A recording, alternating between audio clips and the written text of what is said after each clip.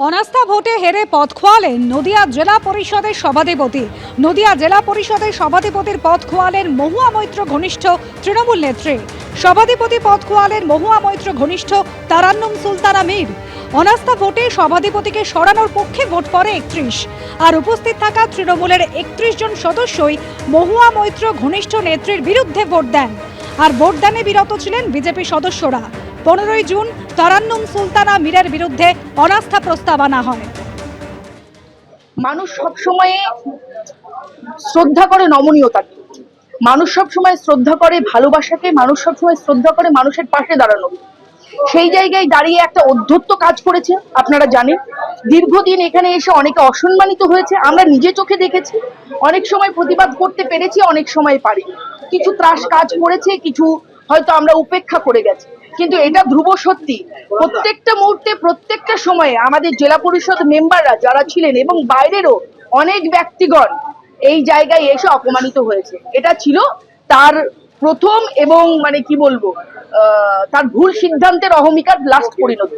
এটা তৃণমূলের বিরুদ্ধে, তৃণমূলের অনাস্থা নয়, এটা একটা স্বৈরাচারী একটা সভাধিপতির বিরুদ্ধে, যারা কোনোদিন যিনি মেম্বারদের কোনোদিন সম্মান দেননি, যিনি মেম্বারদের যে সম্মান কোনোদিন দেননি, সেই জন্য আমাদের এই অনাস্থা। এবার আমাদের সভাধিপতি নির্বাচনের দিনক্ষণ কি কোনো সূচনা হয়েছে?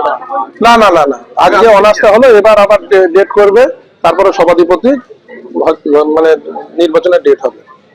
গ্রেপ্তার ক্যানিং পূর্বের প্রাক্তন তৃণমূল বিধায়ক শওকত মোল্লা, আর এবার ধৃতকে নিয়ে পুনর্নির্মাণ পুলিশের। সরাসরি আমাদের প্রতিনিধি আবির দত্ত রয়েছেন সেখানে। আবির, দেখো, সরাসরি আমরা দেখতে পাচ্ছি যে শওকত মোল্লাকে নিয়ে যাওয়া হচ্ছে একটি মামলার পরিপ্রেক্ষিতে। তাকে একেবারে জীবনতলার এই যে বাজার, সেখানে তাকে নিয়ে যাওয়া হচ্ছে। প্রথমে এনআইএ এর হেফাজত, পরে জেল হেফাজত, এবং এবার জীবনতলা থানার একটি মামলার পরিপ্রেক্ষিতে তাকে নিয়ে আসা হয়েছে। আমরা দেখি তার মেয়ে রয়েছেন। কি বলবেন? শওকত মোল্লাকে হাঁটিয়ে নিয়ে যাওয়া হচ্ছে। আমরা কোর্টে যাব, আমরা প্রত্যেকের নামে মানহানি মামলা করবো। এইভাবে ওনাকে ঘোরাতে পারে না, কোনো আইনে নেই।